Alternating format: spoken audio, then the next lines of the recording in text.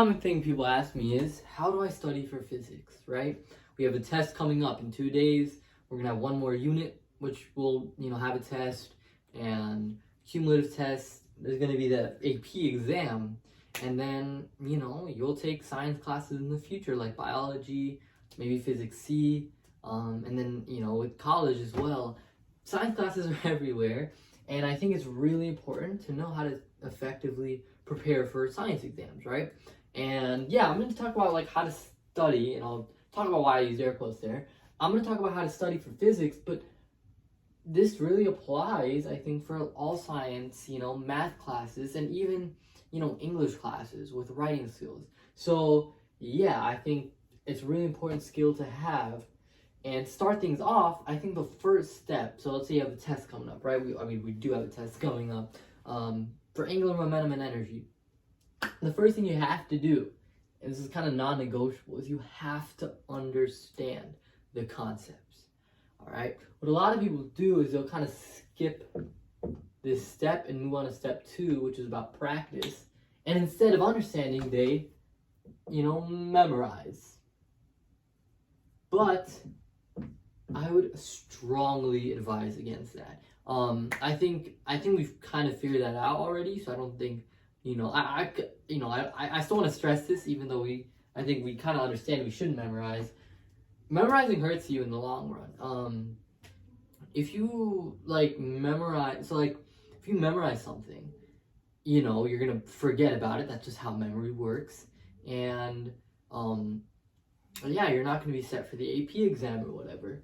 I think it's really important to understand the concepts. Like, what is angular momentum? Like, literally ask yourself, what does that mean? What is angular impulse? Why does, pulling your arms in decrease your rotational inertia? Things like that. Understanding why they work is really, really important.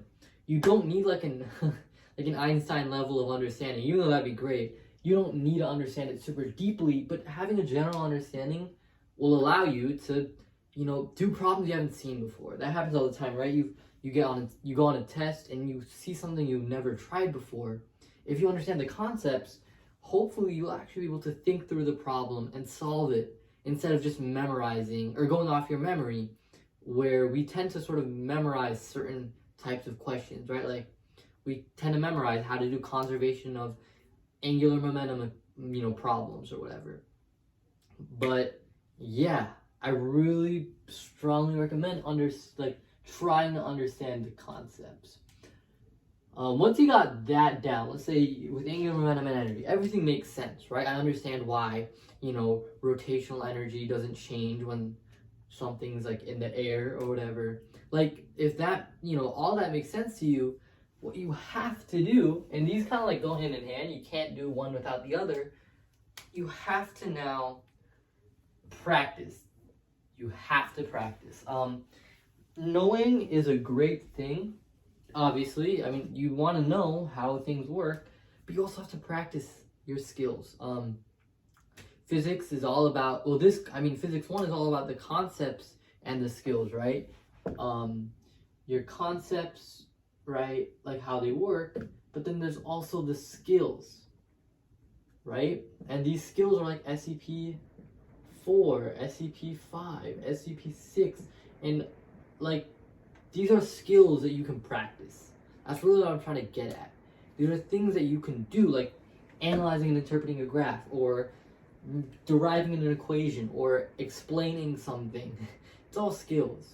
And if you do a better job at practicing them, you'll be able to do well on tests, right? I think that really comes down to, that's really what it comes down to. I think a lot of, I call this video like how to study physics. I added the air quotes in because to me the word study means going through your packet and looking at notes, or watching a recap video on Unit 7, and reading books or whatever. Those are great ways to gain knowledge, and those are great things to help you hear.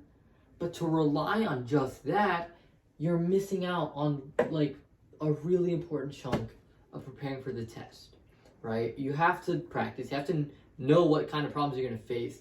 I had a teacher last year, and what he always told us is that if you imagine yourself fighting a bear, like you know what you're gonna do. You know how to like fight that bear. But when you actually like go to fight that bear, you're gonna freeze up. You don't know what to do because you've never been through it before. Don't let a test be that bear, right? In our heads, we're thinking, yeah, I understand everything. I can do well on the test. Practice though. Make sure you know you can actually do well on that test because you don't want to freeze up when you see a problem you haven't seen before. That happens all the time. That's why practicing is really, really, really important.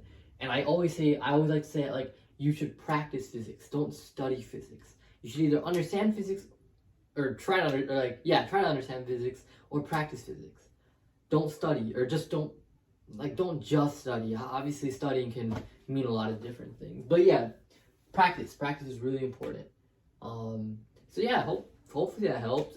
If what I said isn't of help to you, then I guess I don't know, do what you normally do when it comes to preparing. But yeah, that's how I go about studying for these things. So yeah, thank you for watching. Subscribe, I guess.